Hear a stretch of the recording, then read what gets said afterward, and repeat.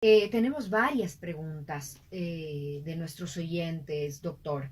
¿Qué es la osteosis y otras enfermedades de los huesos? Osteosis. Ujú, No existe un término llamado osteosis. La osteolisis puede ser, ujú. y eso hace referencia justamente a desgaste articular. La osteolisis es la destrucción de hueso en alguna parte u otra.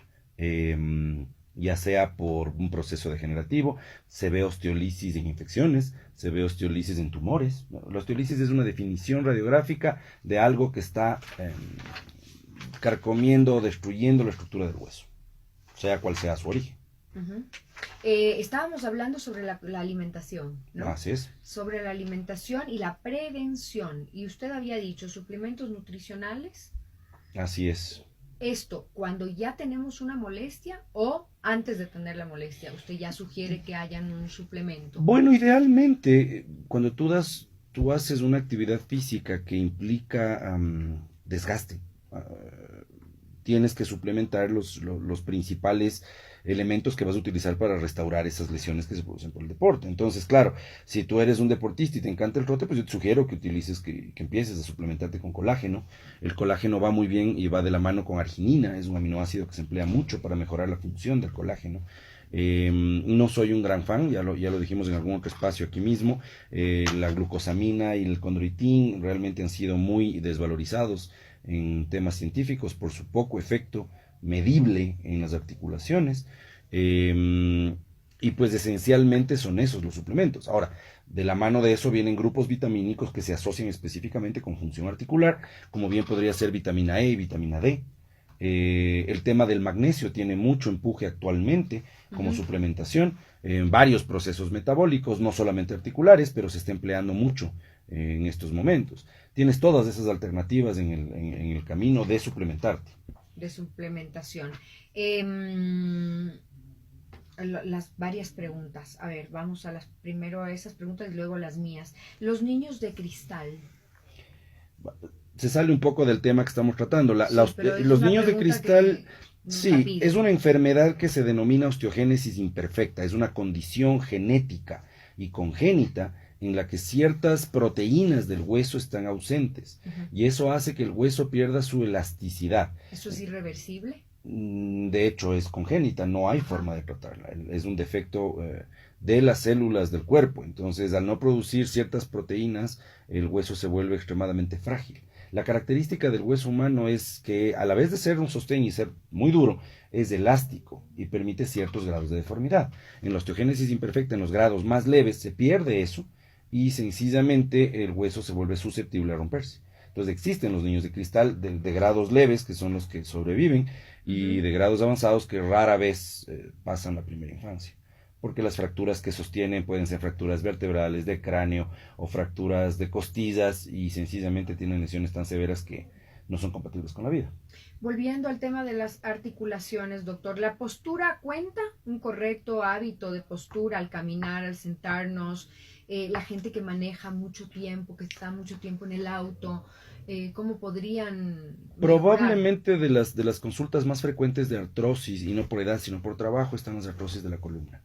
En las partes bajas de la columna, sobre todo en la región lumbar, se producen desgastes más acentuados que en otros lados. Y estos sí pueden deberse a posturas inadecuadas. Se Ujú. trata de conseguir una buena ergonomía, una buena posición lumbar, un soporte lumbar en los asientos si conduces todo el día. Lo mismo pasa en la oficina, para tratar de que la columna sostenga la mejor cantidad y calidad de colocación. Entonces, al estar en buenas posiciones, se permite que las cargas se distribuyan paralelamente en todas las vértebras y que no se desgasten tan pronto. Entonces, sí. Ahora, por el otro lado, en el tema deportivo, evidentemente la postura de deporte es vital. Sí. Un deporte mal practicado o en una postura inadecuada, pues va a generar desgastes más pronto. La falta de calentamiento antes de realizar deportes también. No se relaciona tanto con el desgaste de articulaciones, pero sí con daños musculares Ya. y lesiones ligamentarias, que cambian la forma en que la articulación funciona y se desgasta Ujú, más pronto. ujú. Ya, habrás oído mil veces de las lesiones de ligamento cruzado, por ejemplo, en rodillas, muy, muy común. Y estas lesiones, si no se tratan, van a terminar en una artrosis muy temprana porque la articulación funciona inadecuadamente. Otra pregunta de un oyente o una oyente, no sé si es un o una. le crujen las rodillas pero no le duelen, ¿debe prestar atención? Ningún sonido articular que sea no doloroso da problemas. Todos tenemos líquido dentro de las articulaciones y ese líquido al desplazarse puede producir vacíos y sonidos. Esos son los cuyes, ¿ya? Son vacíos articulares. Y dentro de las articulaciones todos tenemos un tejido que se llama sinovial. La sinovial produce líquido y ese líquido lubrica la articulación. En ciertas condiciones hay demasiada sinovial dentro de la articulación y al moverse suena al estar desplazándose entre los huesos. Esto es extremadamente común y no necesariamente implica lesión. Si es que un sonido es doloroso, acuda al médico. Si no, no. No se debe preocupar. No. Ok. Hubo una época, no sé si se siga practicando hoy, usted me dirá, doctor, en que habían problemas articulares de rodilla o de ligamento y se infiltraba. Luego se volvió el cuco, la infiltración, y que era peor, y que ¿en qué quedamos? ¿Cómo estamos hoy? A ver, ahora tenemos un montononón de posibilidades de infiltración. Vamos por lo que tú preguntas. Cuando tú hablas de las infiltraciones deportivas que se hacían, se infiltraban un medicamento o un grupo de medicamentos que se llaman corticoides. Los corticoides son los más potentes antiinflamatorios con los que contamos. El problema del corticoide es que es de poca duración.